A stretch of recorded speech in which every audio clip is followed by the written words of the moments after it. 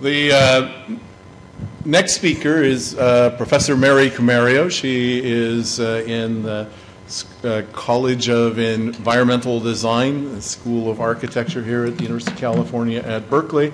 And she has taken the lead in a number of recent field investigations of earthquakes and is a long-term investigator of earthquakes and their effects.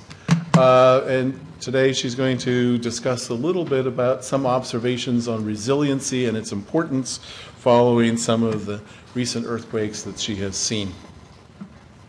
And it'll take just a minute here to get the computer switched out.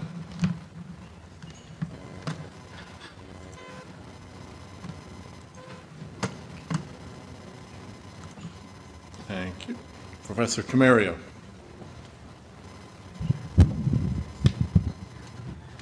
Good morning, everyone.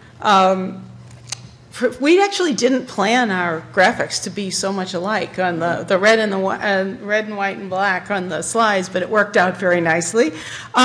Resilience is a topic that you're all going to sort of roll your eyes and want to go to sleep on because it's a buzzword. We hear it all the time. Does anybody actually know what it means? Do I know what it means? Do you know what it means? It's unclear, and yet we use it all the time. And we talk about it all the time. So let's bear with me for a little bit, and I'm going to give you an outline of what I'm going to try to do. I'm going to do a very quick, and I really promise, very quick literature review. How do the social sciences, governments, NGOs, and others view resilience in disasters? What are some alternate definitions and ways of thinking, kind of the engineering versus ecological, which is where a lot of the resilience literature comes from?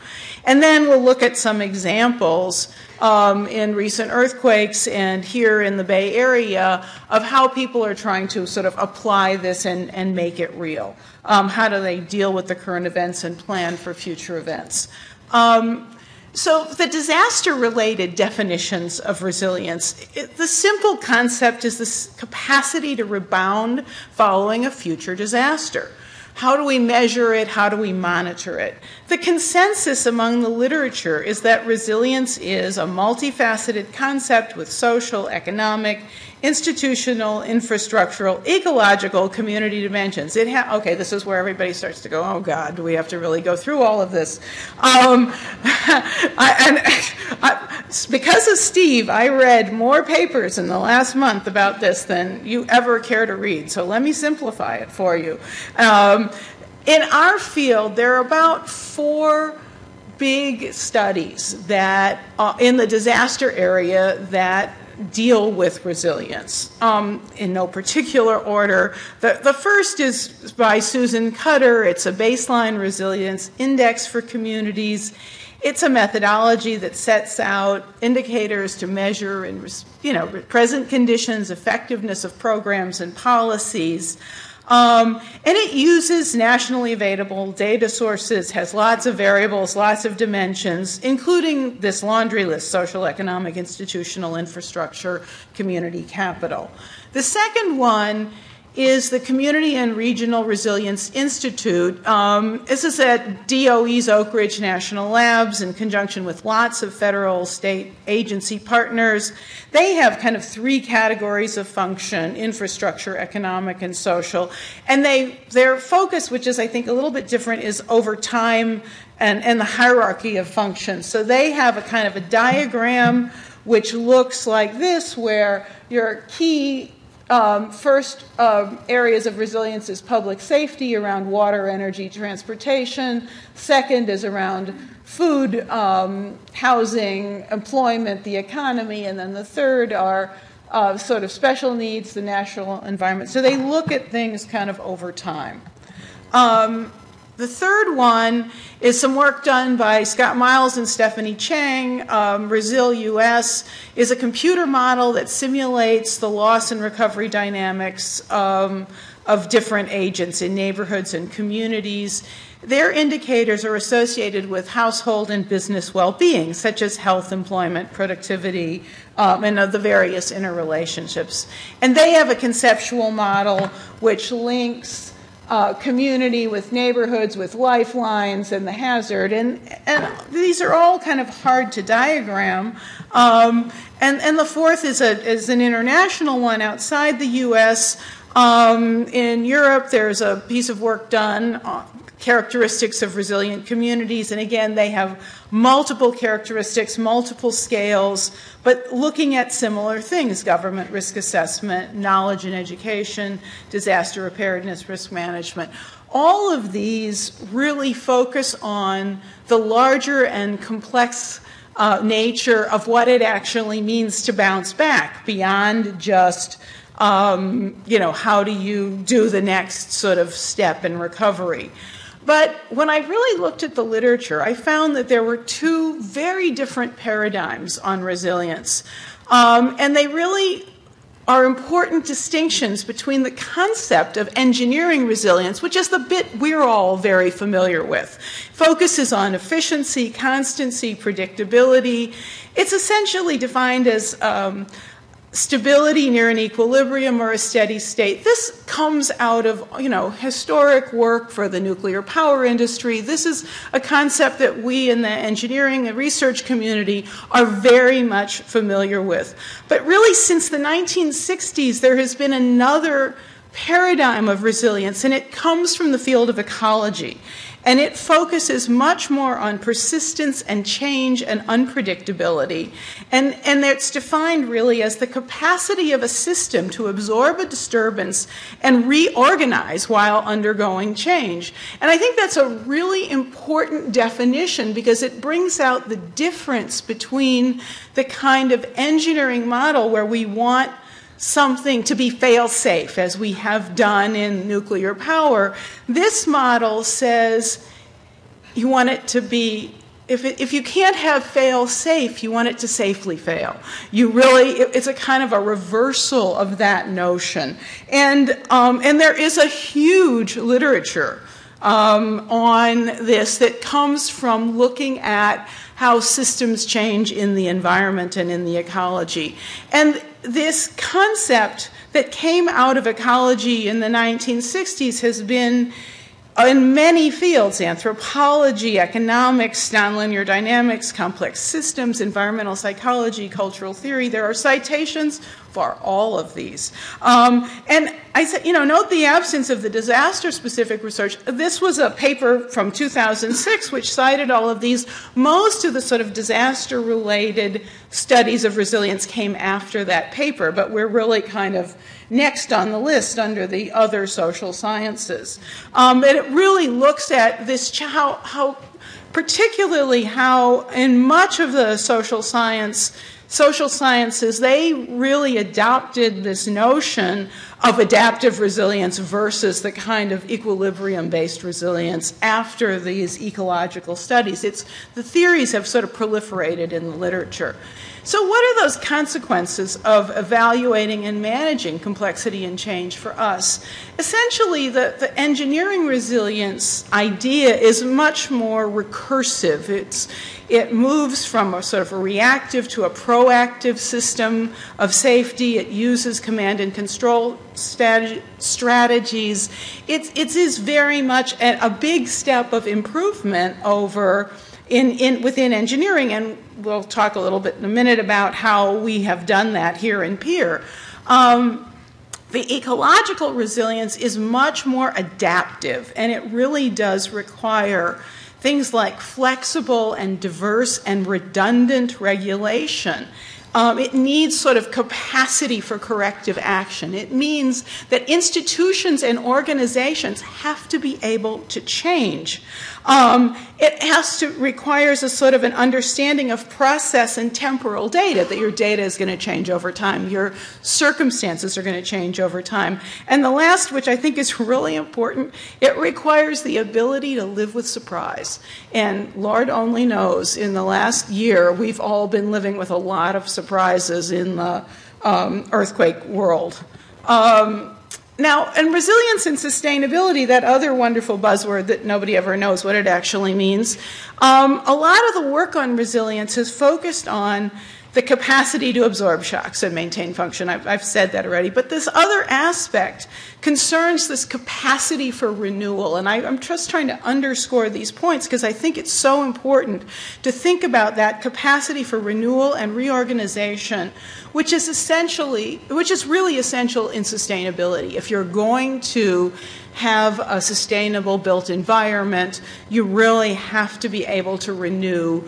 You can't, and reorganize and redevelop. You cannot just let things fall down and build again.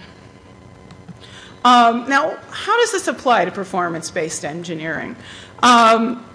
Scholars involved with resilience in relation to complex and adaptive systems increasingly avoid the use of recovery and prefer the concepts of renewal, regeneration, and reorganization. Resilience is an approach and a way of thinking. It's valuable for the analysis of systems and policy for sustainable development. So it is really a way of thinking and a tool for analysis, not so much an end product. In our research, much of the PBEE is really an example of engineering resilience, and it is a giant step past sort of building codes in which we target performance goals. This is a critical and important step in buildings, in lifelines, in all of the work that we have done.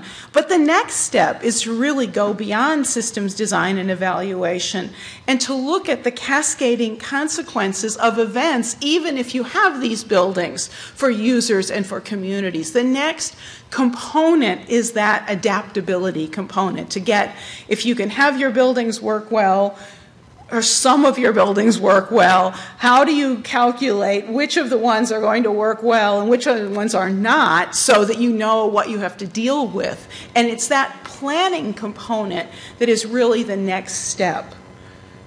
In New Zealand, we've just seen a presentation on Japan. I thought I would talk about New Zealand. The Christchurch Women's Hospital, obviously this is a hospital complex, it's more than one building. This was a base-isolated building. It was the only one in New Zealand. Is the building resilient? Is the institution resilient? You know, the isolators moved sort of 25 centimeters in September. They moved back 25 centimeters in February. Lots of engineers said, hey, we're good. You know, it worked just fine. Well, except it didn't, because, in fact, the backup generators failed because the fuel sloshed around in the tanks and clogged the filter, and the dirt in the tanks clogged the filters. So they had to evacuate the patients from the upper floors down the stairwell, carrying them down by hand, just like we've seen happen in Chile and in other places. They lost their connection because of ground motions. They lost their connection to the steam tunnel. They lost their laundry facilities. They basically have had to move patients out. They are now closing some of the they had lots of sprinkler damage and ceiling damage. They're essentially closing some of the patient wards in this building. This is not what we want to hear about a base-isolated building. Part of that may have been instant overreaction, but there are huge problems with the sort of resilience of the healthcare institution. They are struggling, not just at the hospital, but with the whole healthcare delivery system in Christchurch, because while this is the regional hospital, they also had in their downtown many private doctors' offices, which are now gone, unable to be accessed. They need to move somewhere else. And they have people leaving the city. They're having some out-migration of people leaving. How do you deliver health in this circumstance? So they haven't been, they were hit with a shock. They were not prepared for it. And they are now having to kind of double back and think about how they cope with all of the changes that they have faced. As a city, we all have seen the presentations and talks about them. They really have basically lost their downtown. There are about 25,000 jobs lost. There are 50% of the buildings have to come down. It's going to be a very slow process. They have done a remarkable job developing new plans, but those plans are only paper plans. They actually have to be implemented so they can set new goals for a more livable city, a greener city, a stronger identity, more compact business district. They really want live and work. They really want to get people living downtown. They want the city to be accessible with trams and bikes and all of those things. But, you know, they have to, in order to do all of that, they're going to need capital, and they're going to need a lot of capital. So create development incentives. How are they going to do that? Discourage the flight of citizens and businesses, which is a very real issue right now. And they have to sort of retain and develop the organizations that they have, the university, the hospital system, all of the art institutions, all of those. Will they be able to replace their convention center in a reasonable period of time? They lost that in the downtown. They lost a major sports facility, things that are huge draws that bring people into the city.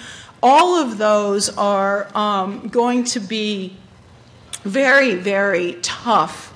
And we thought, you know, many of us working with New Zealand thought, you know, they're in good shape. They have, you know, most of their citizens have private insurance, have the EQC insurance for their houses. The businesses are insured.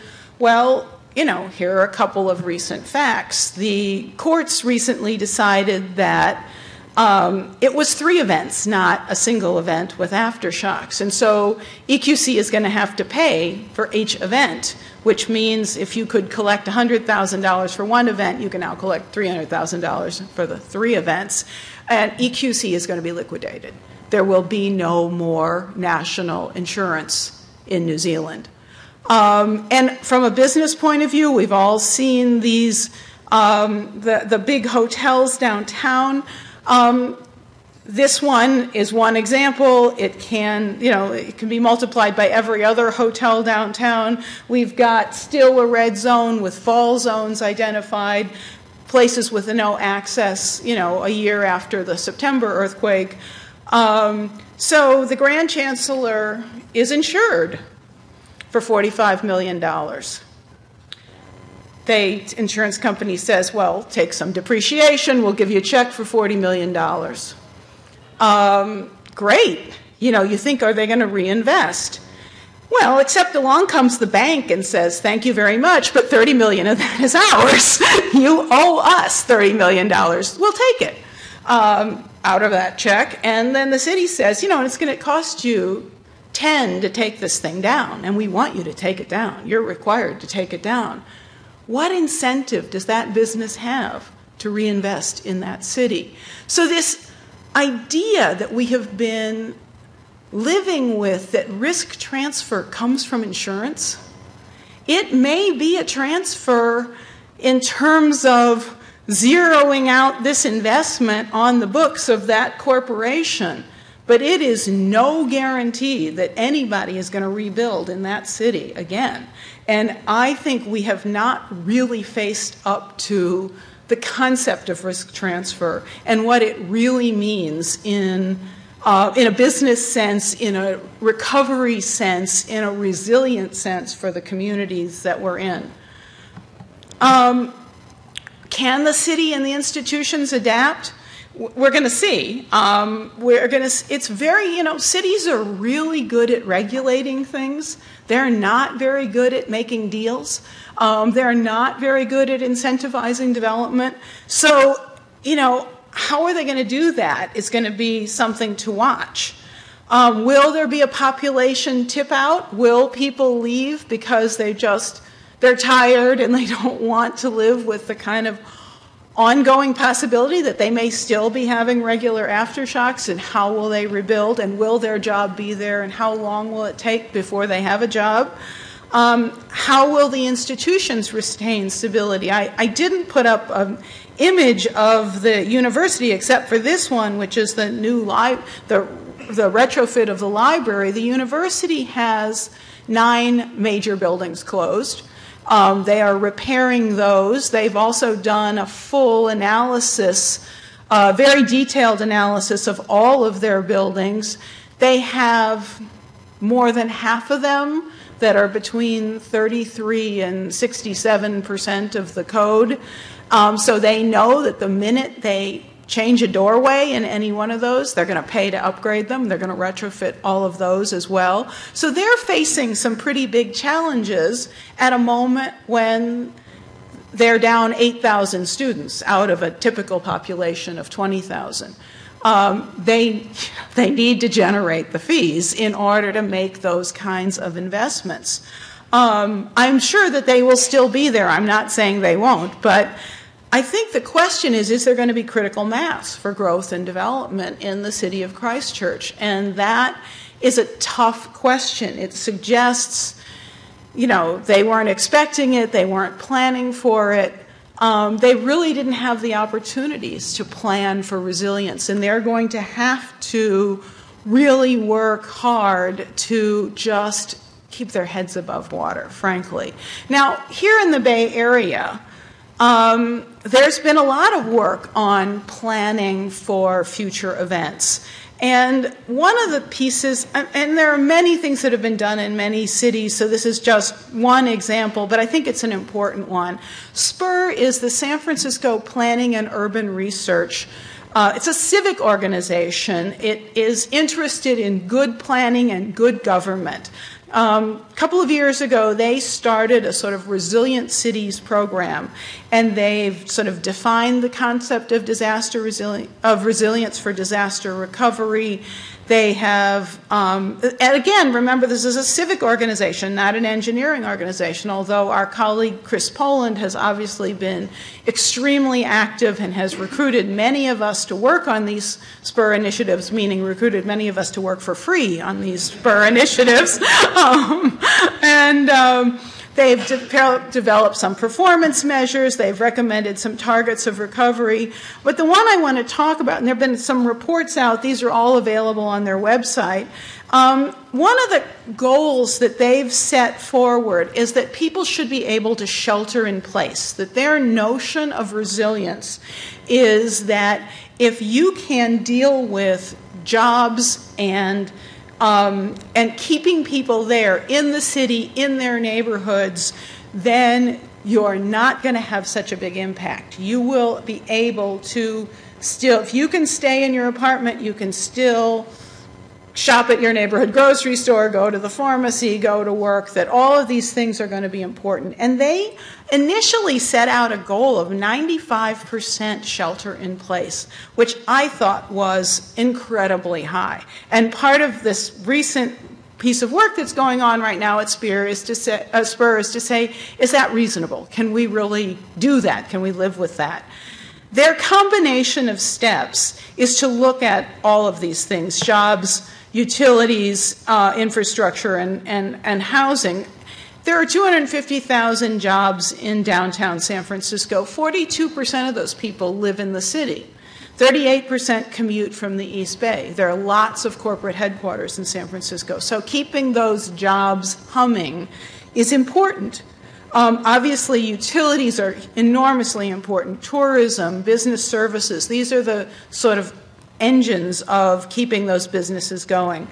For the shelter part, the CAPS program, the Community Action Program for Seismic Safety, estimated that in a magnitude 7.2 earthquake, San Andreas earthquake scenario, they're using a particular scenario, they had several in the program, that about 25% of the housing in San Francisco would be uninhabitable. That's about 85,000 units.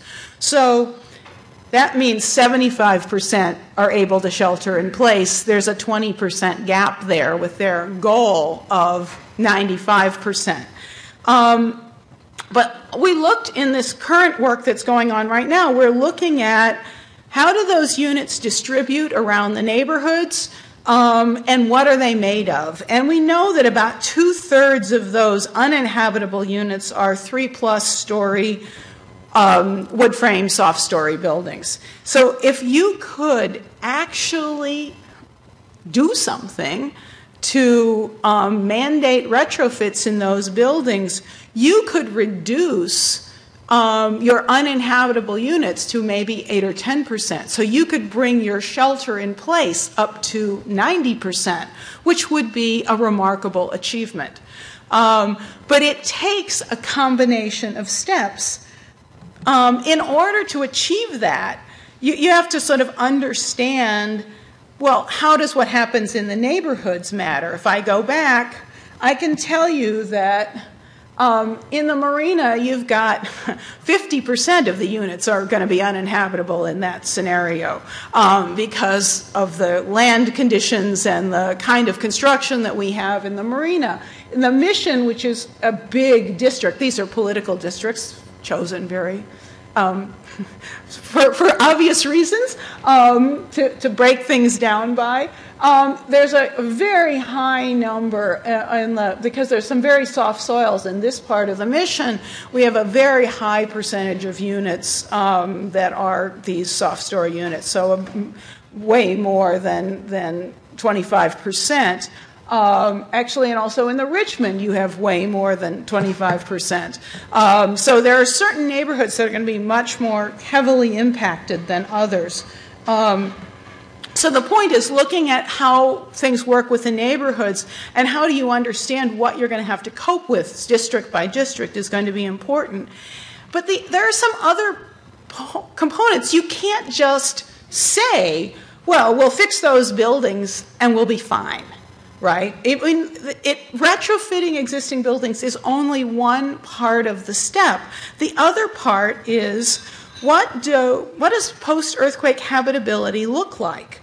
What are the standards? What do you allow for the first 7 days? You know, what could people stay in their apartments if they didn't have toilets? If the plumbing wasn't working, if the power was out, would it be okay to stay in your apartment for the first 7 days? What about at 30 days? What about at 90 days? So there's a big effort going on to really look at those standards and figure out how would the city actually enforce those through emergency orders. So it's the second step is understanding that and recognizing that no matter what kind of programs you have, you're going to have damage in the earthquake. How do you allow people to shelter in place?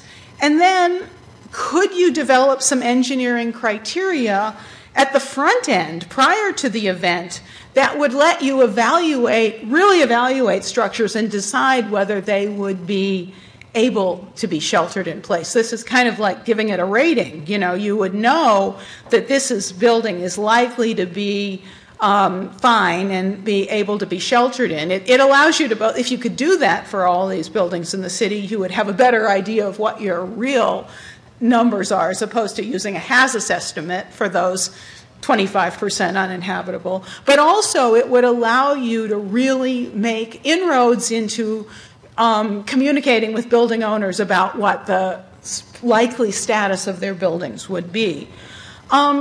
So to try and wrap this up, this is an example of an effort by a civic group to really push beyond the sort of conventional policies and say, just make a retrofit ordinance. It says, yes, we need to do that, but we also need to look at the larger issues.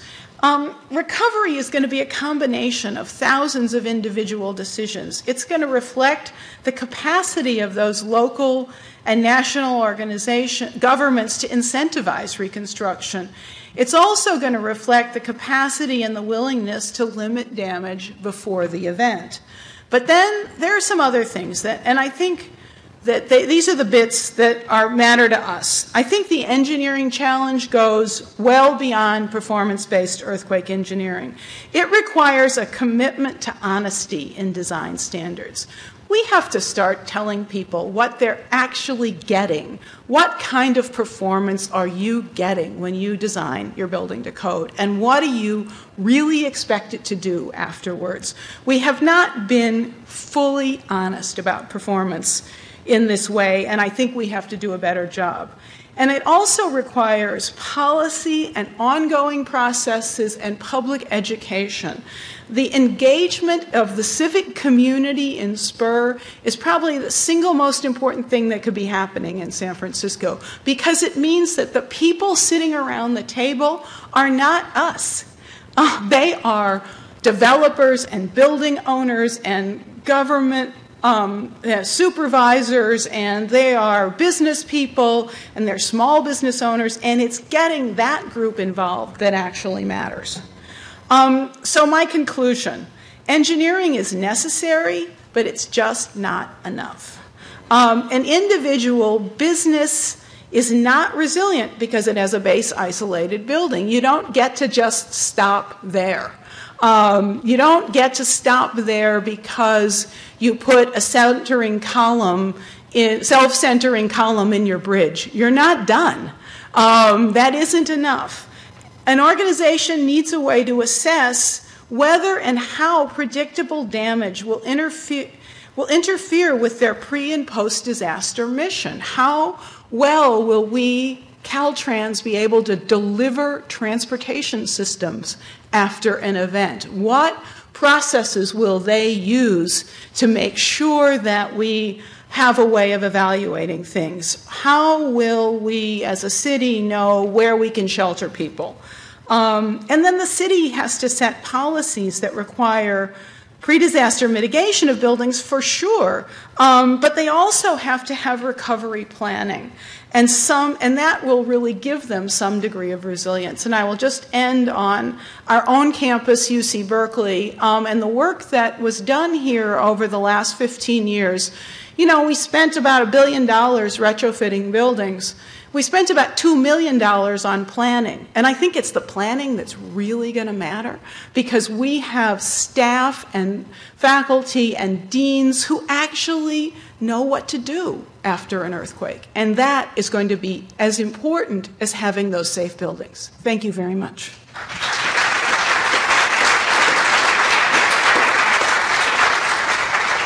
Thank you, Mary. I'll give you all those papers. Sorry for all the homework you had to do, but it was really a compelling talk. Are there any questions? Yes, Charlie. It's not a question so much as a comment. I really want to thank Mary for an excellent, fantastic presentation, especially that first part on finding your way through the jungle of resilience and sorting it all out for us. It's very chaotic. It's at first chaotic. And this distinction between, I'm trying to get through it myself, so I really appreciate it. And this distinction between engineering and ecological resilience that Holling makes in 73 and in 2006 is subtle. And in trying, and you articulated it very well, but I just want to just maybe amplify on that a bit. When I sorted through it, what I came down to in the end was that it's the same thing, but in one case, for the engineering resilience, we're returning to the status quo ante. We're returning to the conservative approach. We want to go back where we were. And the ecological approach is an organism is willing to adapt. And so therefore it comes down to, what is the ultimate essence of the mission that you want to accomplish? You know, you can say performance goals, but really it's grander than that. What is the essence of what you want to achieve? And in an organism, a biological organism, doesn't want to necessarily produce roses or flowers. It wants to survive. That's the essence. And it will adapt in any way in order to survive. It will morph from a weed to a flower to a legume to whatever in order to survive. And so therefore, in trying to sort through what we're going to do about disasters, we have to sort through what it is we actually want to achieve. And that's why the effort that you point out with SPUR is so good, because it's the start of that discussion. Although reaching agreements. Thank you. Thank you. No, thanks, Charlie. I think that's right. I really struggled with how to kind of clarify some of that literature, and but also I think it is important to think beyond the goal of how we want the building to perform to the mission of the institution or the organization. Thanks. Another question? If not, well, thank you, Mary, for a very interesting and thought-provoking presentation that I think will perhaps help guide us in the next several years here in PEER.